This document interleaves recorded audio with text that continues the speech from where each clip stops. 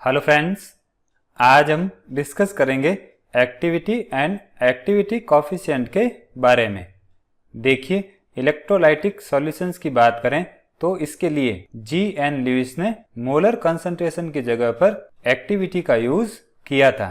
Means electrolytic solution के लिए हम मोलर कंसंट्रेशन का यूज नहीं करते हैं। और एक्टिविटी की बात करें तो इस केस में जो कंसंट्रेशन है वो मोलैलिटी की टर्म में रिप्रेजेंट की जाती हैं, या हम कह सकते हैं जो एक्टिविटी है वो इलेक्ट्रोलाइटिक सॉल्यूशन के मोलैलिटी के डायरेक्टली प्रोपोर्शनल होती हैं। अब यहाँ पर प्रोपोर्शनल का साइन जब हटेगा तो एक कोफिशिएंट आएगा जिसको हम एक्टिविटी कोफिशिएंट कहते हैं और इसको हम गामा से रिप्रेजेंट करते हैं। अब एक्टिविटी की डेफिनेशन क्या होगी तो देखिए, किसी भी गिवन सिस्टम में सब्सटेंस की बात करें तो उसकी जो एक्टिविटी है वो उस सब्सटेंस के मोलैलिटी और उसके एक्टिविटी कोफिशिएंट के प्रोडक्ट के इक्वल होती हैं। अब बात करते हैं एक्टिविटी कोफिशिएंट की। तो देखिए, अगर हम एक यूनिवैलेंट इलेक्ट्रोलाइट के डिसोसिएशन की बात करें तो उसको हम इस तरह से रिप्रेजेंट कर सकते हैं। यहाँ पर यूनिवैलेंट इलेक्ट्रोलाइट का मीनिंग है कैटायन पर यूनिटी चार्ज होना चाहिए और एनायन पर भी यूनिटी चार्ज होना चाहिए। अब ये इलेक्ट्रोलाइट Ma प्लस और A माइनस में डिसोसिएट होगा। और अगर हम लॉ ऑफ केमिकल इक्विलिब्रियम की बात करें तो इसके अकॉर्डिंग इक्विलिब्रियम कांस्टेंट की वैल्यू ये रहेगी, या हम इसको इस फॉर्म में भी लिख सकते हैं। मीन्स यहाँ पर जो डिफरेंट कंसंट्रेशंस हैं उनको हम एक्टिविटी के फॉर्म में लिख सकते हैं। अब बात करते हैं मीन आयनिक एक्टिविटी कोफिशिएंट की।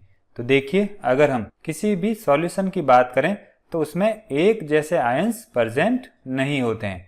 मीन्स उसमें एनायंस और कैटायंस दोनों ही प्रेजेंट होते हैं और इस वजह से जो सॉल्यूशन है वो न्यूट्रल होता है। तो हम इस तरह के सॉल्यूशन में जितने भी आयंस प्रेजेंट होते हैं उन सब की एक्टिविटी कोफिशिएंट को डिटरमाइन करने के लिए कुछ नई टर्म्स यूज करते हैं जिनको हम मीन आयनिक एक्टिविटी और मीन आयनिक एक्टिविटी कोफिशिएंट कहते हैं।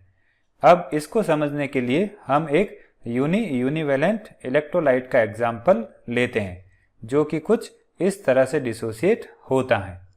अब कैटायन की एक्टिविटी की बात करें तो उसको हम A प्लस से डिनोट करेंगे और एनायन की एक्टिविटी को हम A माइनस से डिनोट करेंगे।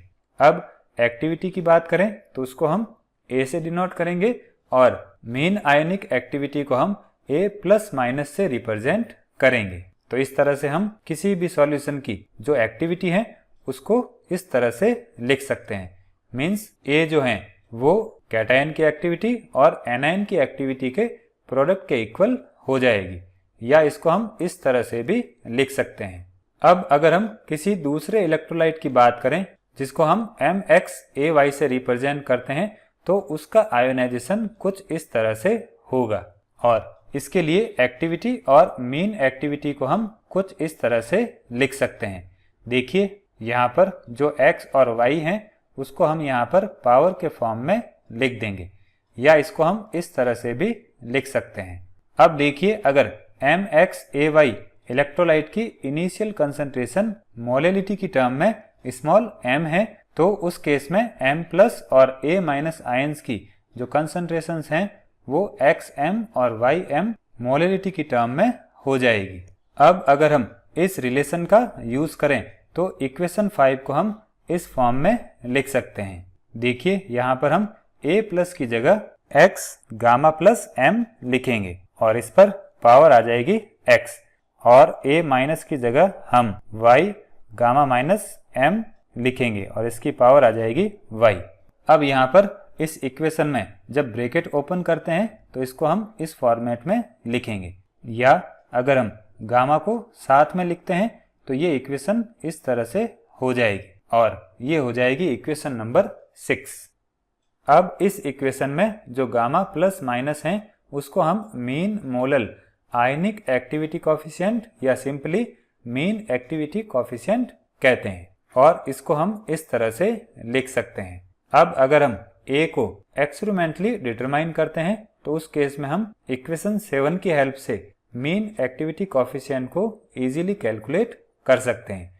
अब यहाँ पर जो x और y हैं उसकी वैल्यू इलेक्ट्रोलाइट के नेचर पर डिपेंड करती हैं।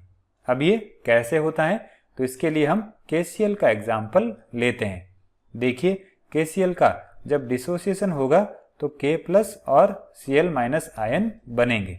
अब यहाँ पर एक K+ आयन होगा और एक Cl- होगा, तो x की वैल्यू हो जाएगी 1 और y की वैल्यू हो जाएगी 1। अब इसको हम इक्वेशन 6 में पुट करते हैं तो x की जगह आ जाएगा 1, पावर में भी x था तो यहाँ भी आ जाएगा 1, y की जगह 1 और पावर में y था तो यहाँ भी आ जाएगा 1, और यहाँ पर x प्लस y था तो 1 प्लस 1 हो जाएगा। तो ये हो जाएगा KCl के लिए एक्टिविटी का फॉर्मूला। अब अगर हम यूनी बाइवेलेंट इलेक्ट्रोलाइट जैसे पोटेशियम सल्फेट की बात करें तो इसमें पोटेशियम पर प्लस चार्ज होता है और सल्फेट पर -2 चार्ज होता है। मीन्स पोटेशियम यूनिवेलेंट होता है और सल्फेट आयन बाइवेलेंट होता है। अब पोटेशियम सल्फेट की बात करें तो इसमें 2 पोटेशियम आयन होते हैं और एक सल्फेट आयन होता है। तो x की वैल्यू हो जाएगी 2 और y की वैल्यू हो जाएगी 1। अब x और y की वैल्यू जब हम इक्वेशन 6 में पुट करते हैं तो ये रिजल्ट आता है। तो इसकी हेल्प से हम पोटेशियम सल्फेट के लिए एक्टिविटी की वैल्यू फाइंड आउट कर सकते हैं।